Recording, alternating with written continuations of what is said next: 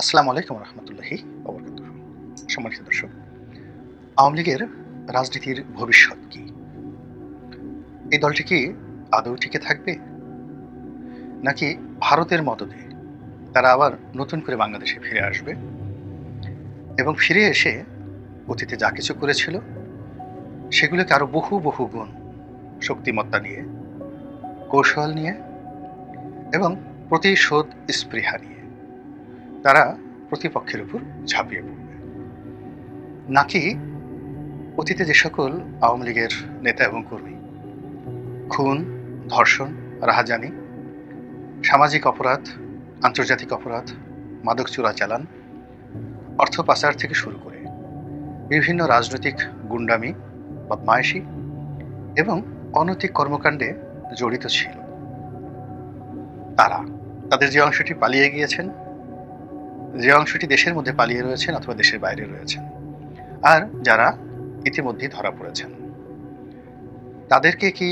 খুব দ্রুত বিচারের আওতায় এনে সবাইকে সাজা দেওয়া হবে এবং সেটা ৬ মাস থেকে ১ বছরের মধ্যে, যে দ্রুত বিচার ট্রাইব্যুনাল রয়েছে সেটি, অথবা আইসিটি যেটা ইন্টারন্যাশনাল ক্রাইম ট্রাইব্যুনাল রয়েছে সেটি, অথবা একেবারে আলাদা একটা অর্ডিন্যান্স করে খুব তড়িঘড়ি করে সামরিক আদালতের মতো করে জাস্ট 90 ডেজ বা 45 ডেজ এর মধ্যে বিচার কার্য তড়িঘড়ি করে সমাধান করে আওয়ামী লীগের একেবারে প্রথম সারির এরকম কয়েক হাজার নেতাকর্মীকে ফাঁসিতে ঝোলানোর ব্যবস্থা করা হবে কিনা, এগুলো নিয়ে কিন্তু আলোচনা হচ্ছে। তার সঙ্গে সঙ্গে যে আলোচনাটা হচ্ছে সেটি হলো আওয়ামী লীগ যে কোনো ফর্মে রিভাইভ করবে কিনা। অর্থাৎ এখানে একটা বিষয় কিন্তু প্রকৃতি খেলে বারবার। অর্থাৎ আপনি আপনার প্রতিপক্ষের সঙ্গে যে আচরণ করেন এবং আপনার সর্বোত্তম সময় যেটি যায়, অর্থাৎ আপনি ক্ষমতা, অর্থ, বিত্ত, প্রভাব, প্রতিপত্তি, রূপ, যৌবন, অর্থাৎ জীবনের সব ক্ষেত্রে যখন সফলতার স্বর্ণ শিখর আপনার করায়ত্তে থাকে, তখন আপনার ব্যবহারগুলো প্রকৃতি লিখে রাখে। ইফ ইউ আর গুড, তখন আপনার জন্য একটা নিদারুণ ভালো পরিণতি অপেক্ষা করে দুনিয়া এবং আখিরাতে। এবং if you are bad worst, অর্থাৎ আপনি ক্ষমতা পাওয়ার সঙ্গে সঙ্গে পিতামাতাকে ভুলে গেলেন, প্রিয়জনকে ভুলে গেলেন, আপনজনকে ভুলে গেলেন, এমন একটা অকৃতজ্ঞর যে ভাবভঙ্গি নিজের ব্যক্তিত্বে ফুটিয়ে তুললেন, যেটি আল্লাহ রাব্বুল আলামিন কোরআনে খুব চমৎকারভাবে বলেছেন যে তার বান্দারা মানে আমরা যখন বিপদে পড়ি তখন আমরা খুব কান্নাকাটি করি, এত বেশি কান্নাকাটি করি যেটা ভাষায় প্রকাশ করা যায় না। এবং আমাদের কান্নাকাটির কারণে মহান আল্লাহ রাব্বুল আলামিনের যে দয়া এবং তার করুণার যে সাগর সেখানে জোশ এসে যায়। তিনি জানেন আমরা কি করব, তারপরও তিনি আমাদেরকে ক্ষমা করে দেন শুধুমাত্র এই পৃথিবীতে দৃষ্টান্ত স্থাপন করার জন্য। তো সেই ক্ষেত্রে যখন মানুষ বিপদ মুক্ত হয়ে পড়ে, সে গা ঝাড়া দিয়ে উঠে এমন তাণ্ডব শুরু করে, এমন একটা ভাব ভঙ্গি দেখায়, অবস্থা দৃষ্টি মনে হয় কোনো কালে তাদের যে বিপদ ছিল, বিপত্তি ছিল এবং তারা যে অঝরে চোখের পানি ফেলেছে, এইরকম কথা তারা স্মরণই করতে চায় না, তারা ভাবভঙ্গি প্রকাশ করতে চায় না, মনে হয় যেন আজীবন তারা এমন ছিল। এ কথা স্বয়ং আল্লাহ রাব্বুল আলামিনের আমাদের সম্পর্কে দুর্ভাগ্য। যা বলছিলাম, আমাদের এই বাংলাদেশের রাজনীতিতে এখন আওয়ামী লীগ খুবই দুর্ভাগ্য অবস্থায় আছে এবং তারা হয়তো যার যার অবস্থানে থেকে চিন্তা করছেন আবার সুযোগ পেলে ভালো কিছু করবেন, কেউ চিন্তা করছেন আবার সুযোগ পেলে দেখিয়ে দেবেন এটা করবেন ওটা করবেন, যার যার মতো করে আল্লাহ রাব্বুল আলামিনের সঙ্গে তাদের একটা যোগাযোগ হয়ে যাবে। এটা প্রকৃতির একটা বিধান।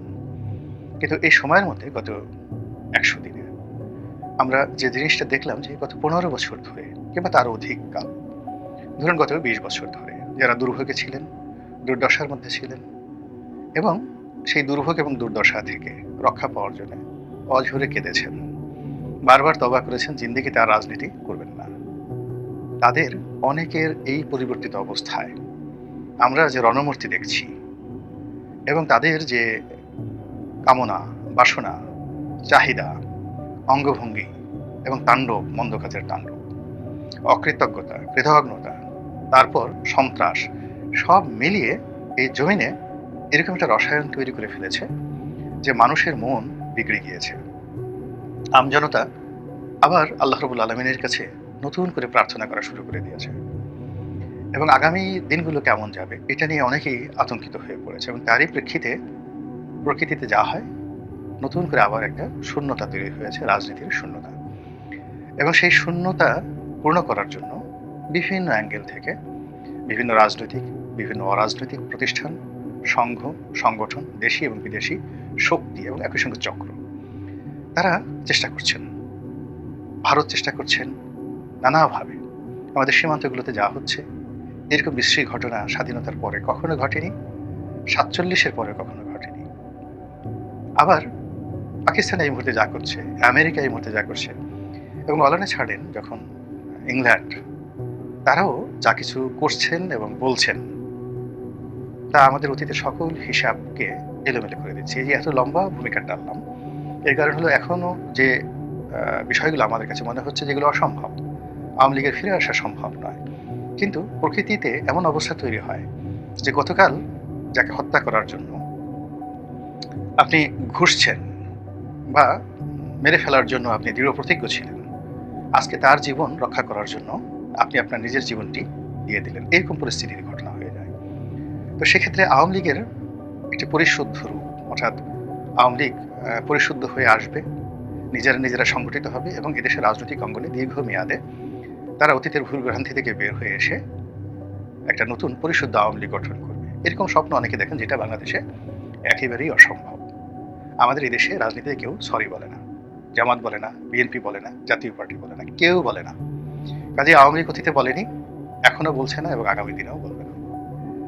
ফলে কি হবে, আওয়ামী লীগ যদি ফিরে আসে তাহলে আওয়ামী লীগের শ্রেণী চরিত্র নিয়েই ফিরে আসবে এবং এটাই আমাদের দেশের ইতিহাস, এটাই আমাদের দেশের সংস্কৃতি। তো সেই ক্ষেত্রে আওয়ামী লীগের প্রস্তুতি চলছে। যে প্রস্তুতি চলছে, আপনি আওয়ামী লীগের যে নেতা তাদের অনেকের দেশে এবং দেশের বাইরের মুভমেন্ট দেখলে কিন্তু আপনি বুঝতে পারবেন। তারা এই মুহূর্তে ভারতকে দিয়ে এমন কিছু ঘটাচ্ছে, এই মুহূর্তে বাংলাদেশের মধ্যে এমন কিছু ঘটছে এবং এর সঙ্গে যে আওয়ামী লীগের যোগ সাজস নেই তা কিন্তু বলা যাচ্ছে না।